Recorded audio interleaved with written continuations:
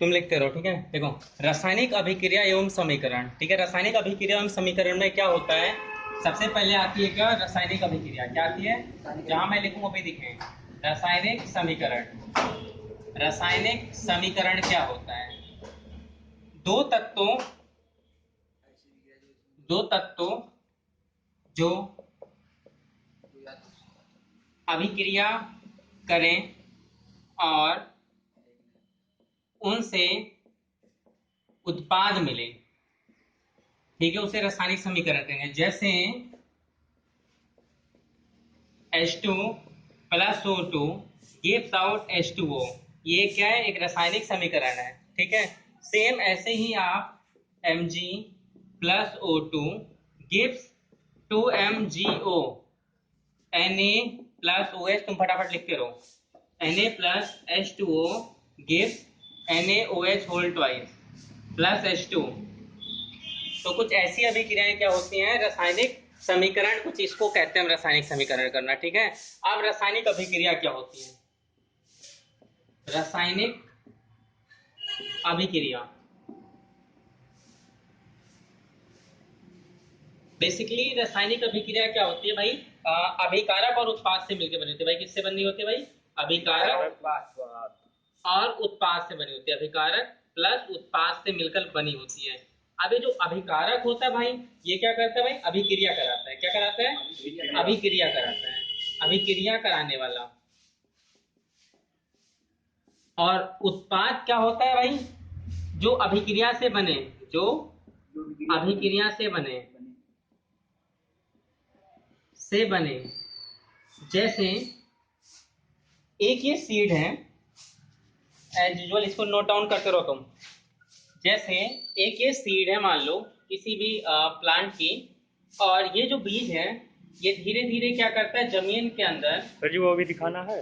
हाँ, हवा और मिट्टी, हवा और मिट्टी पाके ये क्या करता है, धीरे धीरे ग्रो करने लगता है। क्या करने लगता है भाई, बढ़ने लगता है, बढ़ने लगता है। बढ़ते बढ़ते इसमें क्या होता है कि शाखा एक बड निकलती है, यानी कोपल निकलता है, और एक पत्ती निकल आती है। धीरे धीरे छोटी छोटी पत्तियां निकलती हैं, और ये पेड़ धीरे धीरे बड़ा हो जाता है, पत्तियों से धीरे धीरे बड़ा होता जाता है।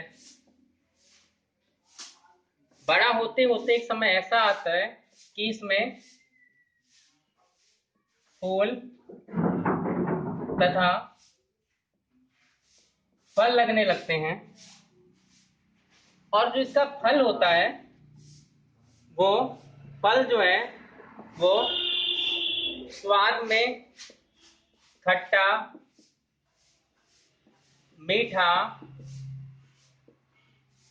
कड़वा हो सकता है। क्या हो सकता है भाई, स्वाद में खट्टा, मीठा, कड़वा, या जैसा भी होना हो फल हो सकता है।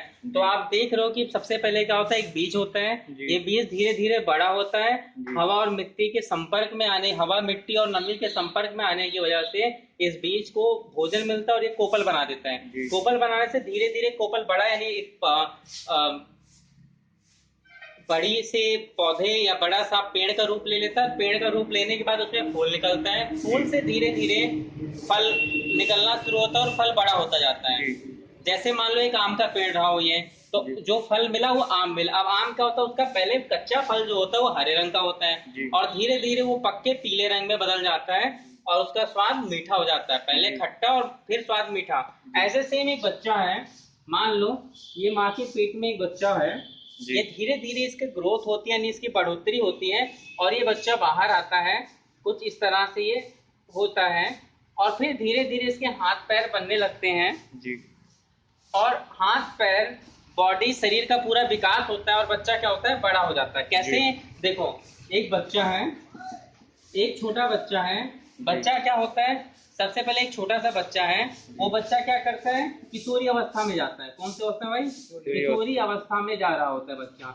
जब किशोरी अवस्था में जाता है बच्चा, यानी बच्चा थोड़ा बड़ा हो गया है।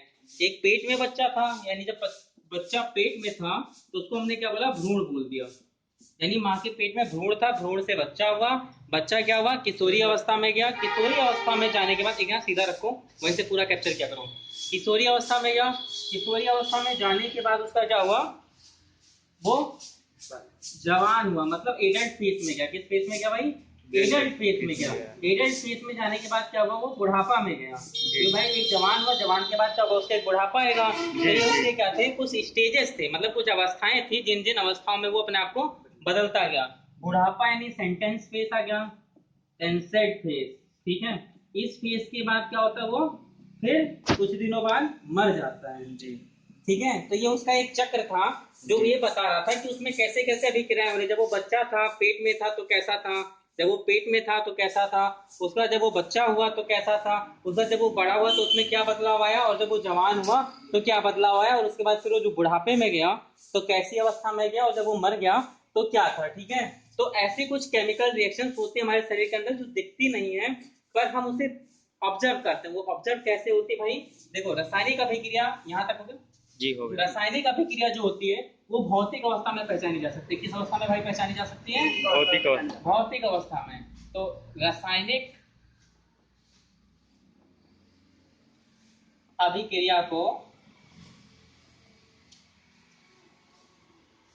भौतिक अवस्था में पहचाना जा सकता है, अवस्था में पहचाना जा सकता है भाई। भौतिक अवस्था जो होती है, जो हम डेली देख सकते हैं, जिसको छू सकते हैं, जिसको महसूस कर सकते हैं, ठीक है जी, उसे हम भौतिक अवस्था कहते हैं, ठीक है, पहचाना जा सकता है। अब ये भौतिक अवस्थाएं क्या क्या हो सकती हैं भाई, जिसमें हम देखते हैं। तो देखो, फर्स्ट ऑफ ऑल कोई भी रासायनिक अभिक्रिया होती है तो उसमें तापमान में बदलाव होता है। तापमान, तापमान में बदलाव। तापमान में बदलाव कहने का मतलब है या तो वो सेल्सियस में चेंज होगा, या केल्विन में चेंज होगा, या फ़ारेनहाइट में चेंज होगा, या फिर हो सकता है वो ठंडा हो जाए, या हो सकता है वो बहुत ज्यादा गर्म हो या मीडियम गर्म हो, ठीक है। जैसे आप कोई चीज बनाते हुए अपनी बॉडी देख लो, जब आपको बुखार होता है तो आपका टेम्परेचर या तापमान ज्यादा हो जाता है, और जब आपको बुखार नहीं होता तो आपके शरीर का तापमान कम हो जाता है, ठीक है। तो ये क्या था, तापमान में बदलाव हो सकता है। उसके बाद दूसरा हो सकता है भाई गैस निकलना, गैस निकलना, ठीक है। देखो, हम अपनी बॉडी से ऑक्सीजन लेते हैं, हम अपने शरीर में ऑक्सीजन लेते हैं, ठीक है, नाक से, और कार्बन डाइऑक्साइड बाहर निकालते हैं। तो क्या करते हैं, गैस ले रहे होते हैं, गैस बाहर निकाल लेते हैं, यानी कुछ अपशिष्ट मेरी बॉडी के अंदर बना होगा तो वो कार्बन डाइऑक्साइड के रूप में बाहर आया होगा, तो वो क्या था, गैस निकलना था। थर्ड पॉइंट क्या होता है भाई, अवस्था में बदलाव। अवस्था में बदलाव, अवस्था में बदलाव, जैसे अभी मैंने बदलाव दिखाया कि भाई भ्रूण था, भ्रूण से बच्चा हुआ, बच्चा से किशोर अवस्था में गया, फिर जवान हुआ, फिर बुढ़ापे में गया, और फिर वो मर गया, यानी डेड हो गया, यानी मृत शरीर हो गया। ऐसे ही अवस्था में बदलाव होता है, यानी जो प्रोडक्ट था या जो उत्पाद, जो अभिक्रिया हो रही थी, उससे जो उत्पाद बना वो क्या हुआ, अभिकारक से बिल्कुल अलग उत्पाद बना, ठीक है। इसके बाद क्या हो सकता है भाई, गैस निकाल दिया, तापमान निकाल दिया, अवस्था में निकाल दिया। स्वाद में बदलाव जनरली नहीं लेते लोग, लेकिन स्वाद में बदलाव लिख दे रहा हूँ, बहुत कम लोग लेते हैं, क्योंकि भाई कोई चीज जहर हो उसे आप चख तो सकते नहीं हो, तो ये हमेशा नहीं यूज होगा, इसलिए इस पर टिक लगा दे रहा हूँ, ठीक है। ये चीज हमेशा नहीं यूज होगी स्वाद में बदलाव, पर एक चीज है जो हमेशा यूज होगी, वो है रंग में बदलाव। जैसे मान लो आप बचपन में बहुत ज्यादा गोरे थे या लाल थे, और आज क्या हो, आप सांवले हो या तो गोरे हो, लेकिन जितना बचपन में थे या जिस हिसाब से आपकी स्किन थी वो स्किन वैसी नहीं रही, सॉफ्ट, आज आप जो है उससे रफ एंड टफ हो, ठीक है। यानी आपकी स्किन खुरदरी हो गई होगी या उससे ज्यादा मजबूत हो गई होगी, ठीक है। और रंग में बदलाव, पहले से रंग भी बदल गया होगा, ठीक है। यहाँ तक क्लियर हुआ। अब आगे देखो, रंग में बदलाव हो गया। रंग में बदलाव होने के बाद जो है, अब आगे चलते हैं कि रंग में सब कुछ बदलाव हो गया। यहाँ तक आपको समझ में है। आप एक चाय बना रहे हो, चाय बनाते हो तो आप देखते हो भाई तापमान उसमें से निकलता है, चाय से गैस निकलती है, जब तापमान दोगे तो गैस निकलेगी, गैस निकलेगी तो अवस्था बदलेगा, अवस्था बदलेगा तो क्या होगा, उसमें बदलाव आएगी, उसका स्वाद कैसा होगा, जैसा आप चाहोगे स्वाद वैसा स्वाद कर लोगे, और रंग में बदलाव हो जाएगा, ठीक है। बेसिकली इतने सारे पर्पस होते हैं किसी भी चीज के। अब उसके बाद थर्ड पॉइंट क्या था, रासायनिक अभिक्रिया के प्रकार। रासायनिक अभिक्रिया के प्रकार, भाई रासायनिक अभिक्रिया जो होती है वो बहुत सारे प्रकार के होते हैं, लगभग 8 से 9 प्रकार के होती है, और वो डिपेंड करता है कि जो रासायनिक अभिक्रिया है वो कैसे क्या कर रही है और कैसे रिएक्ट कर रही है, ठीक है।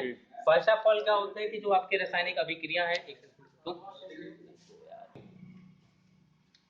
रासायनिक अभिक्रिया के प्रकार।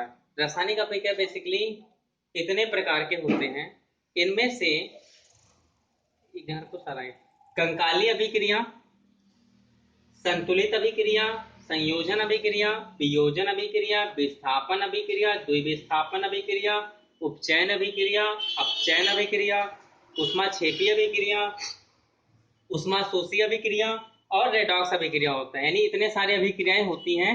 तो हम एक एक अभिक्रिया पढ़ते हैं कि कौन कौन सी अभिक्रियाएं होती हैं। पहला हम ले लेते हैं कंकाली अभिक्रिया। कौन सा लेते हैं भाई? कंकाली अभिक्रिया। तो कंकाली रासायनिक अभिक्रिया, मैं पूरा नाम नहीं लिखूंगा, आगे से आपको पूरा नाम अपने आप अंडरस्टूड होना चाहिए। मैं सिर्फ कंकाली अभिक्रिया लिखूंगा या कंकाली लिखूंगा। तो कंकाली रासायनिक अभिक्रिया बेसिकली आपने देखा कि आपकी बॉडी क्या होती है। अगर सिर्फ कंकाल तंत्र हो तो आप अच्छे नहीं लगोगे, आप हिल डुल नहीं सकते हो, आप फंक्शन नहीं कर सकते हो। लेकिन अगर उसमें कोई चीज जुड़ जाए तो आप फंक्शन कर सकते हो, हिल डुल सकते हो। तो इसलिए कंकाली अभिक्रिया बेसिकली क्या होती है कि आपकी अनबैलेंस यानी असंतुलित अभिक्रिया होती है। कैसे असंतुलित होती है? जैसे मान लो कि एक तराजू है और तराजू पे आप कोई चीज तौल रहे हो। एक ये तराजू है और इस तराजू पे कोई चीज आप तौल रहे हो और बांट की तरफ ही काटा है और आप कह रहे हो पूरा फुल है, तो क्या होगा? उसको आप सामान क्या दोगे? कम सामान दोगे। यहाँ पे 5 किलो का वेट रखा हुआ और यहाँ पे 1 किलो सामान तौल के उसको दे रहे हो, तो क्या कर रहे हो? आप उसको सामान कम दे रहे हो। या कोई चीज है वो पूरा नहीं बनता उससे पहले उसको रोक देते हो, तो क्या होता है? बराबर नहीं हो पाता, इक्वल नहीं हो पाता। जैसे आप खाना बना रहे हो, थोड़ा सा गर्म हुआ और गैस आपने बंद कर दिया, तो क्या होगा? चावल पूरी तरीके से नहीं पका होगा, आधा कच्चा आधा पका हो सकता है, या फूल सूखा हो चावल पर अच्छा ना बने। ठीक है, तो क्या होता है? असंतुलित रिएक्शन की वजह से, मतलब उसमें प्रॉपर टेम्परेचर या जो भी चीजें चाहिए थी वो पूरी तरीके से नहीं बनी, तो वो क्या हो गया? बैलेंस नहीं हुआ। जैसा आप खाना चाहते थे वैसा खाना नहीं बना, या जैसी अभिक्रिया चाहते थे वैसी नहीं बनी। जैसे ये देखो, मैंने यहाँ पे मैग्नीशियम लिया और ऑक्सीजन लिया और मैंने यहाँ पे बनाया मैग्नीशियम ऑक्साइड। आप देखो यहाँ पे ऑक्सीजन के 2 मॉलिक्यूल्स हैं, यानी ऑक्सीजन के 2 कण हैं, और यहाँ पे एक ऑक्सीजन का कण है, एक ऑक्सीजन का कण गायब है। तो क्या हो गया? इधर आपके 2 कण है, इधर 1 कण है। तो इसका मतलब क्या हो गया कि ऐसी अभिक्रिया जो है वो कंकाली अभिक्रिया। तो कैसा कहोगे? ऐसी अभिक्रिया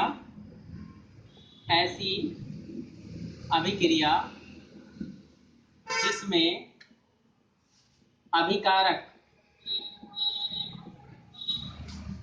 उत्पाद के बराबर नहीं होता, उसे आप कंकाली अभिक्रिया कहते हो। जैसे अभिकारक है और ये उत्पाद के बराबर नहीं है, तो ये क्या कहलाएगा भाई? कंकाली अभिक्रिया कहलाएगा। ठीक है, क्लियर हुआ कंकाली अभिक्रिया।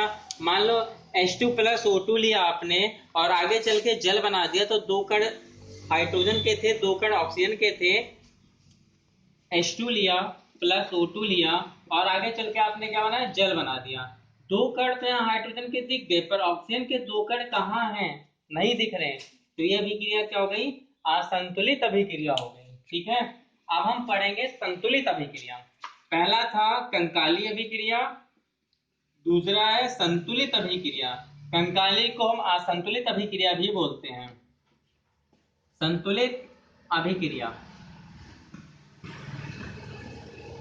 संतुलित अभिक्रिया कैसे भी क्या होगी भाई? जैसे तराजू के 2 पलड़े हैं और दोनों पलड़े क्या होते हैं कि आपस में बराबर होते हैं, उसी को आप संतुलित बोलते हो। या आपके फादर ने आप 2 भाई और दोनों को या 3 भाइयों सबको बराबर पैसे दिया, तो क्या हुआ? आपको इक्वल वेटेज है, आपके लिए कपड़ा भी सेम टाइम पे सेम कंपनी का आ रहा है या सेम प्राइस का आ रहा है, तो क्या हुआ? इक्वल वेटेज मिला आपको, तो वो चीज क्या हुई? संतुलित हुई। ऐसे ही क्या होता है कि संतुलित रिएक्शन भी होता है या संतुलित अभिक्रिया भी होती है। संतुलित अभिक्रिया क्या होती है भाई? ऐसी अभिक्रिया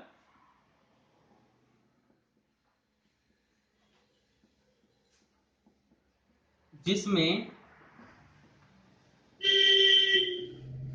अभिकारक तथा उत्पाद बराबर हो, मतलब 2 या 2 से अधिक अभिकारक हो पर उनसे बना हुआ उत्पाद जो अभिकारक के लगभग क्या पूरा ही बराबर हो। जैसे ये देखो, अब मैंने लिया C+O2 और यहाँ पे मैंने बना दिया कार्बन डाइऑक्साइड, यहाँ पे मैंने लिया H2 + O2 और यहाँ पे मैंने क्या बना दिया? पर ऑक्साइड, जो कि बाल कलर करने में आता है या कान वान की वैक्स निकालने में, कान की दवा में भी हेल्प करता है। तो ये क्या है? पर ऑक्साइड है, किसी चीज को फुलाने का भी काम करता है। ठीक है, तो ये था आपका कंकाली अभिक्रिया और ये था संतुलित अभिक्रिया। अब कंकाली अभिक्रिया और संतुलित अभिक्रिया हम पढ़ चुके हैं। क्योंकि एक दूसरे के क्या होते हैं, अपोजिट होते हैं। सेम ऐसे ही अब हम पढ़ेंगे संयोजन और वियोजन अभिक्रिया। कौन कौन सी अभिक्रिया, संयोजन और वियोजन अभिक्रिया। तो अभिक्रिया नंबर 3 क्या भैया, संयोजन। नाम से ही प्रतीत होता है संयोज। संयोज मतलब चीजों को जोड़ना, मतलब एक कर देना, चीजों को 3-4 टुकड़ों को इकट्ठा करके एक कर देना। जैसे नाम से प्रतीत हो रहा है कि संयोजन अभिक्रिया, तो ऐसी अभिक्रिया में हम क्या करेंगे, इसमें हम देंगे ऐसी अभिक्रिया जिसमें दो या दो से अधिक, भाई दो या दो से अधिक अभिकारक मिलकर, क्या मिलकर, अभिकारक मिलकर, नहीं इक्वल उत्पाद नहीं, दो या दो से अधिक अभिकारक मिलकर एकल उत्पाद का निर्माण करें। तो संयोज कर रहा है, एकल उत्पाद का निर्माण करें,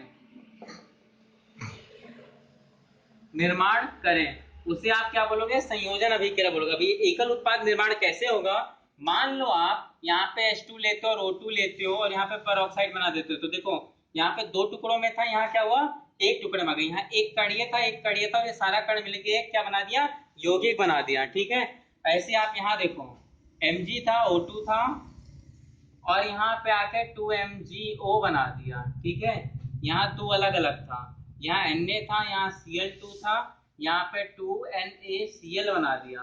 ठीक है, तो क्या हो रहा है सब में, यहाँ तो दो दो है पर यहाँ पे आके एकल उत्पाद मिल रहा है। इसी को बोलते हैं संयोजन करना, यानी सबको इकट्ठा ले लेना। ठीक है, इसी को संयोजन अभिक्रिया करते हैं। इसके बाद फोर्थ होता है वियोजन अभिक्रिया, मतलब किसी के वियोग में रोना, यानी वो आपके परिवार से बिछड़ गया या वो उस अभिक्रिया से हट गया, तो उसे हम बोलते हैं वियोजन।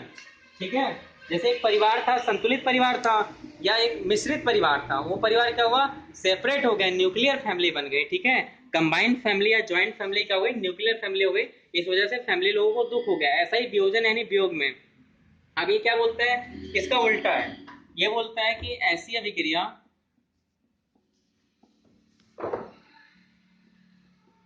जिसमें एकल अभिकारक, मतलब एक अभिकारक, यानी ये अभिकारक हो जाएगा, वो उत्पाद हो जाएगा, एकल अभिकारक एक से अधिक उत्पाद दे, क्या दे भाई, एक से अधिक उत्पाद दे, उसे वियोजन अभिक्रिया कहते हैं। क्या बोलते हैं भाई, वियोजन अभिक्रिया कहते हैं। जब एक से अधिक उत्पाद देगा तो उसे आप क्या बोलोगे, वियोजन अभिक्रिया बोलोगे।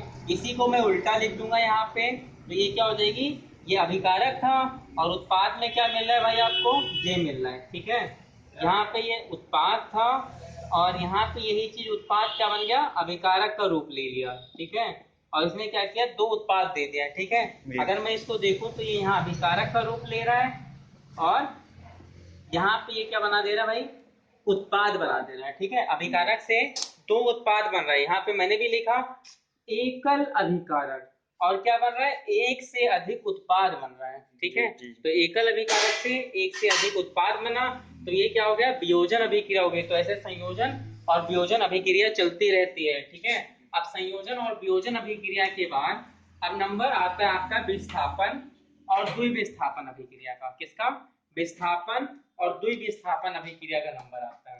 तो अभी आप 4th पढ़े हो, अब 5th पढ़ रहे हो, विस्थापन। क्या पढ़ो, विस्थापन। विस्थापन एक ऐसी अभिक्रिया होती है, कैसी अभिक्रिया होती है भाई, एक ऐसी अभिक्रिया होती है जिसमें क्या होता है कि जो काफी हाई या उच्च अभिक्रियाशील तत्व है वो क्या करता है, निम्न अभिक्रियाशील तत्व को अपनी जगह से हटा देता है। जैसे गांव में आपके कोई बहुत ताकतवर व्यक्ति है और ये गरीब व्यक्ति है, बहुत ताकतवर है और ये गरीब है, तो क्या हुआ, इसने इसकी जमीन को कब्जा कर लिया, इसकी अच्छी वाली जमीन को कब्जा कर लिया और इसको कहीं बेकार जगह जमीन दे दी। ठीक है, ऐसा ही सेम ये अभिकारक करता है कि ये ताकतवर इसकी जमीन कब्जा करके इसको वहां से भगा देता है। ठीक है, अब तुम्हें जहां मन करे तहां जाओ। ठीक है, कुछ ऐसा ये विस्थापन अभिक्रिया करता है। तो कैसा होगा, ऐसी अभिक्रिया जिसमें उच्च अभिक्रियाशील, मतलब हाई अभिक्रियाशील, उच्च अभिक्रियाशील अभिकारक निम्न अभिक्रियाशील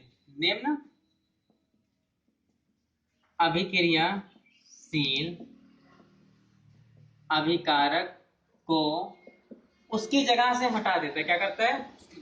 उसकी जगह से हटा देता है।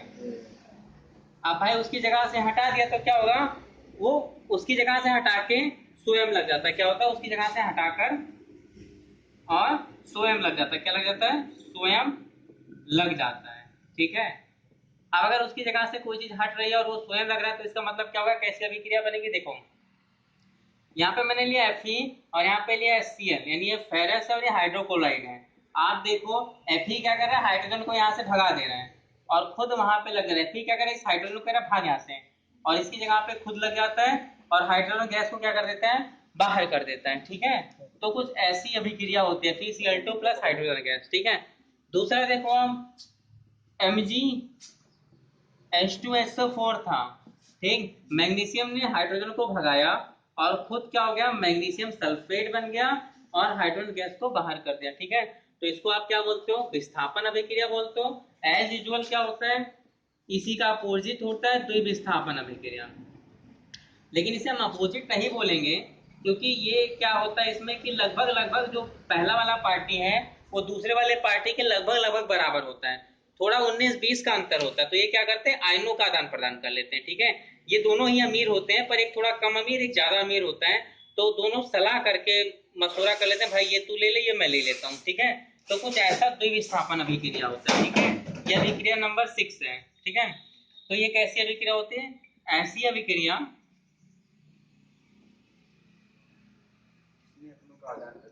जिसमें आयनों का आदान प्रदान हो।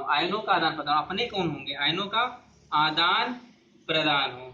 ठीक है।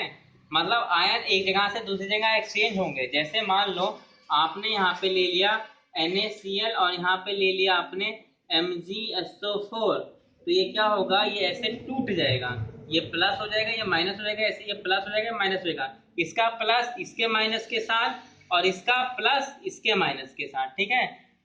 हर पहले का प्लस दूसरे वाले के माइनस के साथ और दूसरे वाले का प्लस पहले वाले के माइनस के साथ लग के क्या बना देगा भाई?